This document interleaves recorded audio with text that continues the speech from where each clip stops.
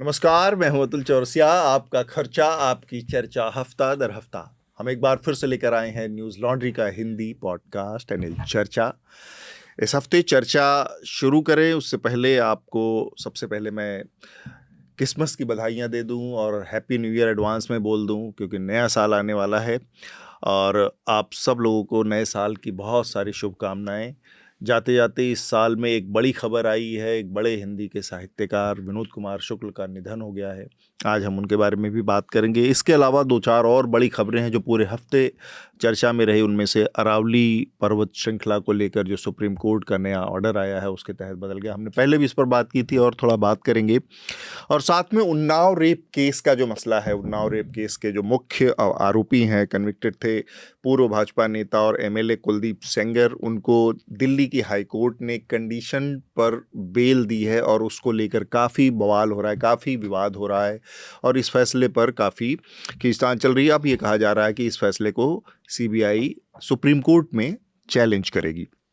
ये मुख्तसर से 3 विषय हैं जिस पर हम आज बातचीत करने वाले हैं, लेकिन उससे पहले कुछ और ज़रूरी चीज़ें मैं अपने पैनल से जो आज उसमें मौजूद है उन सब से आपका परिचय करवा दूं।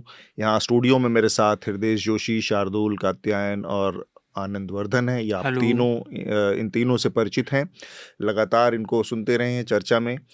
और साथ में हमारे ऑनलाइन जुड़ रहे हैं सीनियर जर्नलिस्ट आशुतोष भारद्वाज। आशुतोष भारद्वाज को आपने अलग अलग मीडिया संस्थानों में उनके रिपोर्ट्स, उनके लेख पढ़े हैं, देखा है। फिलहाल आशुतोष हमसे जुड़ रहे हैं इस पूरे विषय पर जो आज की हमारी चर्चा है उस पर अपनी बात रखने के लिए। स्वागत है आशुतोष चर्चा में। धन्यवाद अतुल।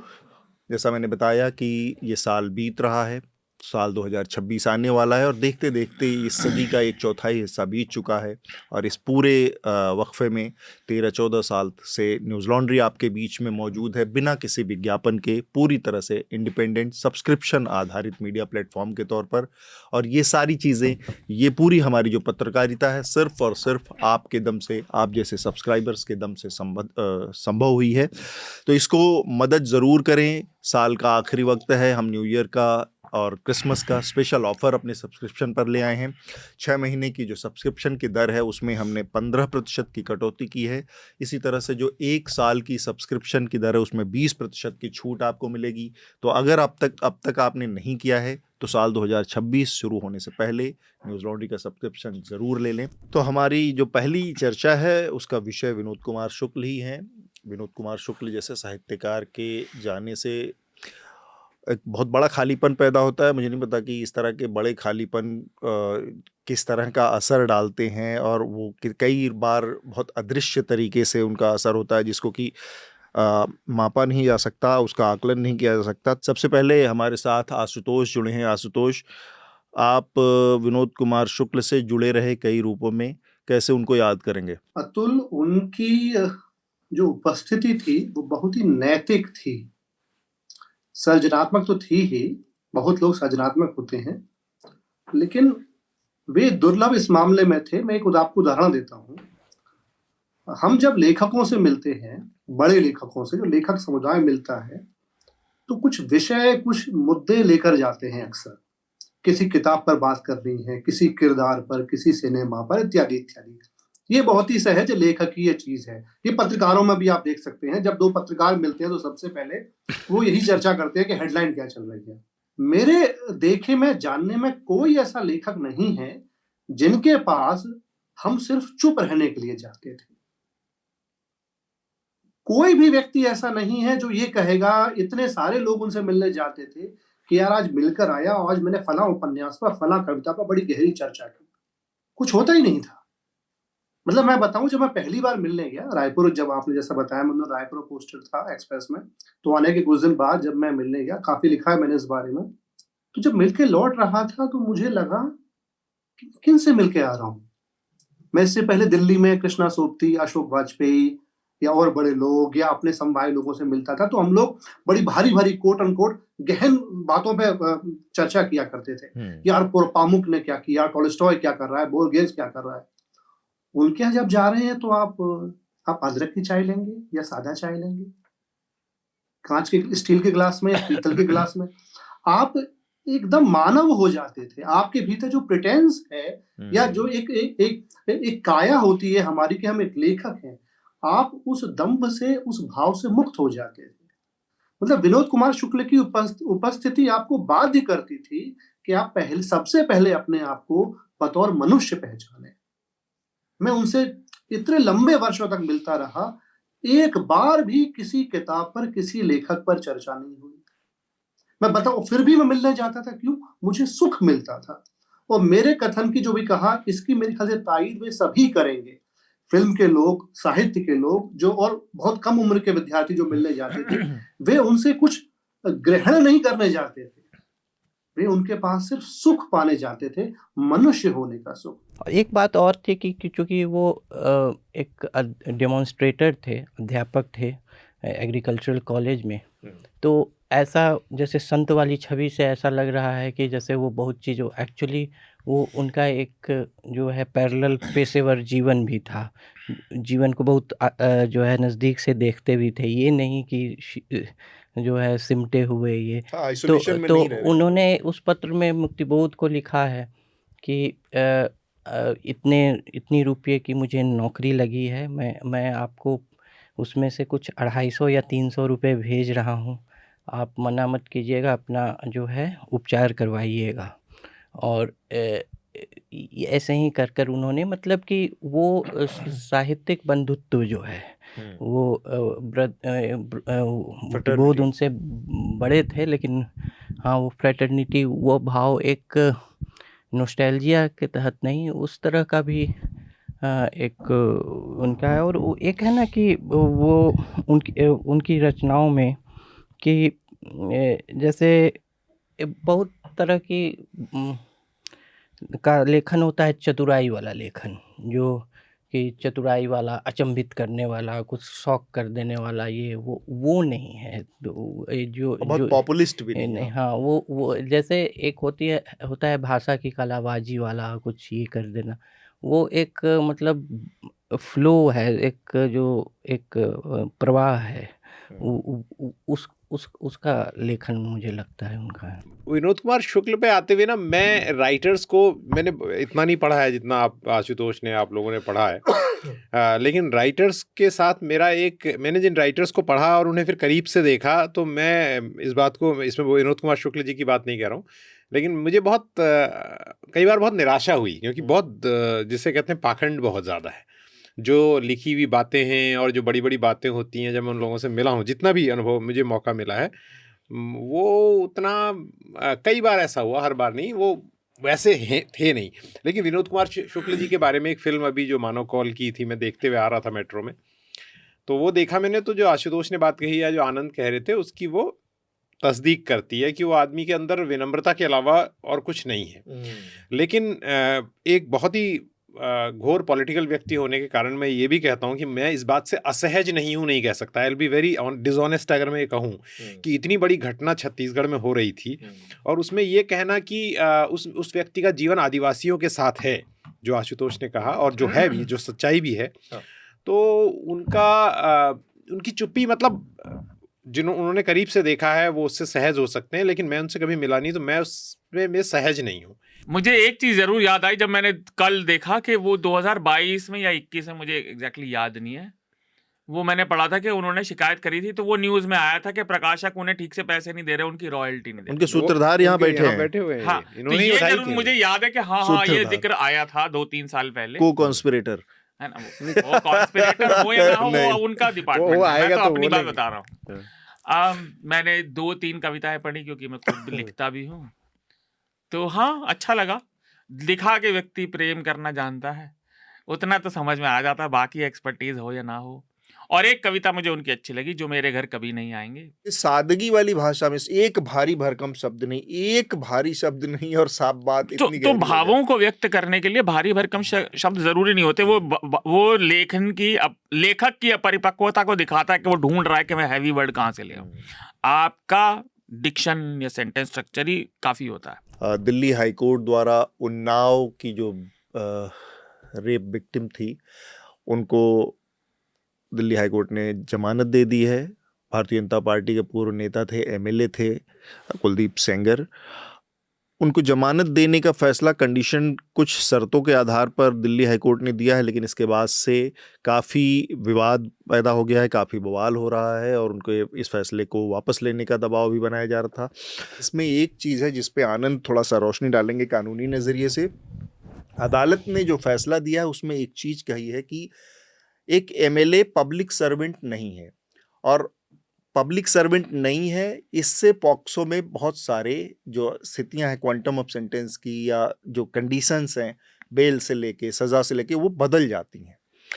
एक आदमी जो पब्लिक मनी पर एमएलए है, पावर ऑफ अथॉरिटी में जो पॉक्सो का कानून है उसमें पोजीशन ऑफ अथॉरिटी का भी जो पब्लिक सर्वेंट की का जो डिस्क्रिप्शन है उसमें पोजीशन ऑफ अथॉरिटी की भी बात है। और एक एमएलए हमेशा अपने पूरे कॉन्स्टिट्यूंसी में एक अथॉरिटी के रूप में मौजूद रहता है, उसके पावर को कोई चैलेंज नहीं कर सकता। आम आदमी एक उसको कॉन्स्टिट्यूशनल भी वैलिडिटी है।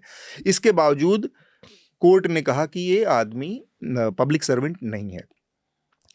यहाँ पर एक डिबेट शुरू हो जाती है कि अदालतें जो हैं, खासकर हाई कोर्ट और सुप्रीम कोर्ट, अगर इस तरह से समय समय के हिसाब से मनमाना इंटरप्रिटेशन इन चीज़ों का करने लगें, कभी किसी तरह से कि पावर ऑफ वो क्या है, पब्लिक सर्वेंट क्या होगा क्या नहीं होगा, तो ये अपने आप में एक बहुत बैड प्रेसिडेंट है और इनकी अपनी छवि के लिए, बहुत जुडिशरी के छवि के लिए धक्का है।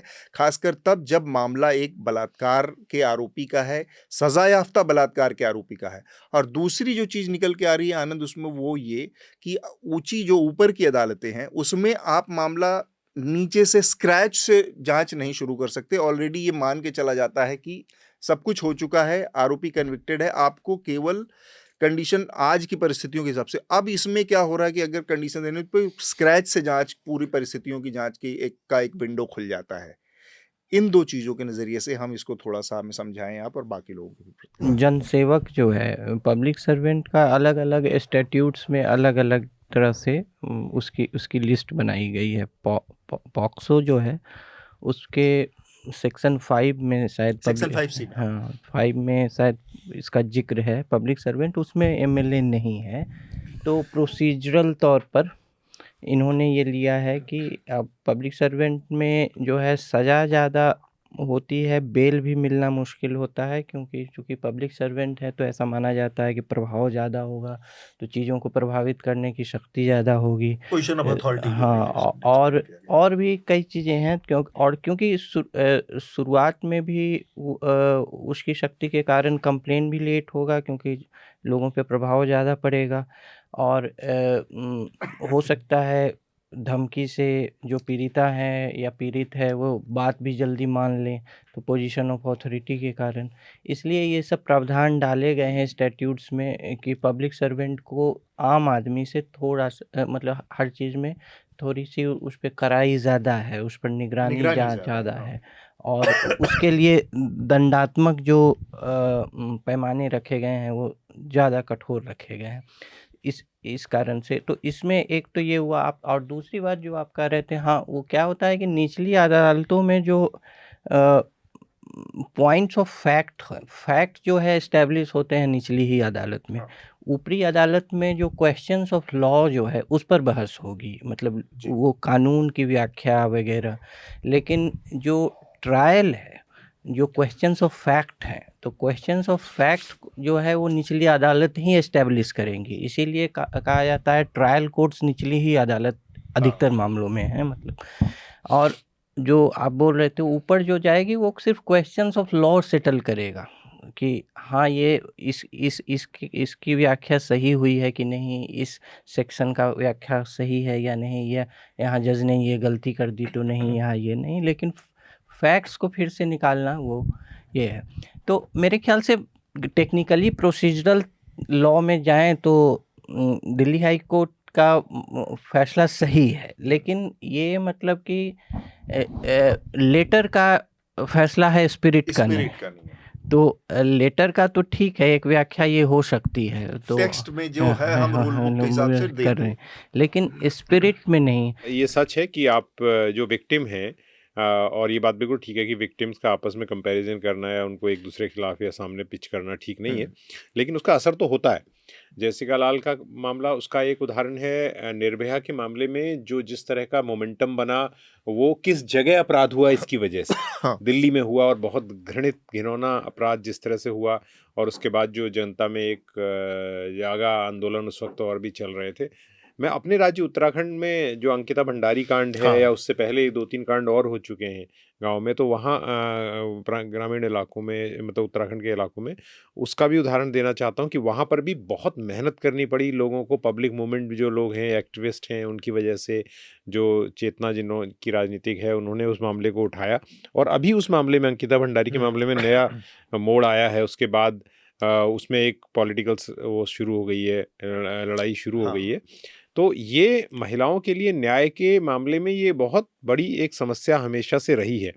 लेकिन आनंद ने जो बात कही वो भी बहुत महत्वपूर्ण है कि लेटर और स्पिरिट का अंतर है। कानून क्या कहता है कागज़ के रूप में, तो जज उसको देखना ज़रूरी है। लेकिन ये बात ज़रूरी है कि ये मामले महिला के अधिकारों तक तो सीमित है, पर इसकी परिधि वहीं तक सीमित नहीं है अखलाक के मामले में जैसा हो रहा है, राइट। यानी न्याय को मांगना और न्याय को प्राप्त करना और न्याय संगत समाज की अपेक्षा करना, ये बड़ी एक समस्या हो गई है अभी। मतलब वो it is too much too, आज से कहते हैं बहुत बड़ी बात माना जा रहा है कि अगर पुलिस तो वही है, लेकिन अगर राजनीतिक जो नुमाइंदगी है, राजनीतिक जो नेतृत्व है वो बदलता है, तो पुलिस का चरित्र भी बदल जाता है। क्योंकि पुलिस में अफसर हों चाहे जो भी लोग हैं, वो तो संविधान की शपथ लेकर बैठते हैं ना, उनको तो तथ्यों से मतलब होना चाहिए।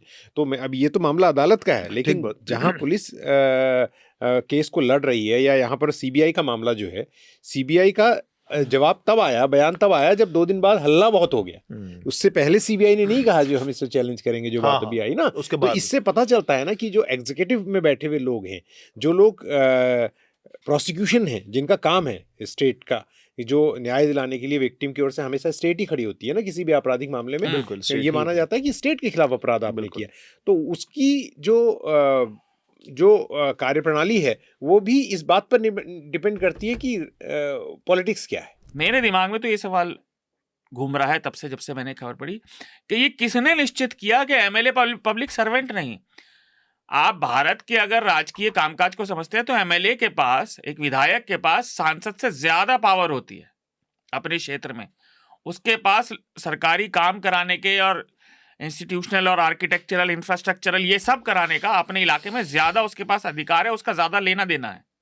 तो एमएलए क्यों नहीं है अगर पब्लिक सर्वेंट ये मुझे समझा पाए। दूसरी चीज, ये क्या अब रेट्रोस्पेक्टिव वे में उसको हटा रहे हैं? जब वो अभियुक्त तय हुआ था तब उसे पब्लिक सर्वेंट माना गया और पॉस्को में माना गया, तो अब बैक डेट में उसको कह रहे हैं कि नहीं अब हम नहीं मानेंगे। नहीं, वो जो आनंद कह रहे हैं ना कि लॉ को इंटरप्रेट किया जा सकता है। नहीं, लॉ को इंटरप्रेट किया जा सकता है, ये बात ठीक है, लोअर कोर्ट के फैसले में। तो तब भी आपने उसको सीधा जमानत दे दी। मतलब ये आप समझ रहे हैं ना, अगर मैं बात करने लगूं यहाँ पर कि स्कैंडिनेवियन बिल्कुल तरीके से सब होना चाहिए, तो लोग मुझे कहेंगे कि आप व्यवहारिक बात नहीं कर रहे, यहाँ संभव नहीं है। ये कौन से जज हैं जिन्हें ये नहीं पता कि भारत में विधायक काम कैसे करता है? बाहुबली ये कहां से अवतरित हुए सीधा? तो ये बड़ी विचित्र बात है। और ऊपर से उसके बाद प्रशासन का, भाई पीड़िता जिसके खुद का पिता को मार दिया गया, जिसमें उसे जमानत नहीं मिली है, वो विरोध कर रहे हैं कि आप ऐसे जमानत मत दीजिए, मुझे अच्छा ही लग रहा। विरोध करना पाप क्यों है? उनको घसीट के ले जा रही है पुलिस। मुफ्त में बस इतना ही। अगर आप पूरी चर्चा सुनना चाहते हैं तो न्यूज़ लॉन्ड्री को सब्सक्राइब कीजिए, और सबसे बेहतर तरीका यह है कि आप हमारे ऐप पर इस पॉडकास्ट को सुनें, और तमाम हमारे जो पॉडकास्ट हैं उसको हमारे ऐप पर सुनें। यह गूगल प्ले स्टोर और एप्पल स्टोर पर सब जगह उपलब्ध है। न्यूज़ लॉन्ड्री किसी भी तरह का विज्ञापन नहीं लेता, ना किसी राजनीतिक दल का, ना किसी सरकार का, ना किसी कॉरपोरेशन का। हम सिर्फ और सिर्फ कोशिश करते हैं कि पब्लिक इंटरेस्ट का जर्नलिज्म करें, पब्लिक जनहित की पत्रकारिता करें, और इसके लिए लोग इसमें इन्वेस्ट करें, लोग पत्रकारिता में निवेश करें। उसका तरीका है सब्सक्रिप्शन। तो सब्सक्रिप्शन के हमारे टैग पर जाइए, वहाँ पर अपनी मनचाही रकम पे कीजिए और न्यूज़ लॉन्ड्री का सब्सक्रिप्शन लीजिए, और गर्व से कहिए, मेरे खर्च पर आज़ाद हैं खबरें।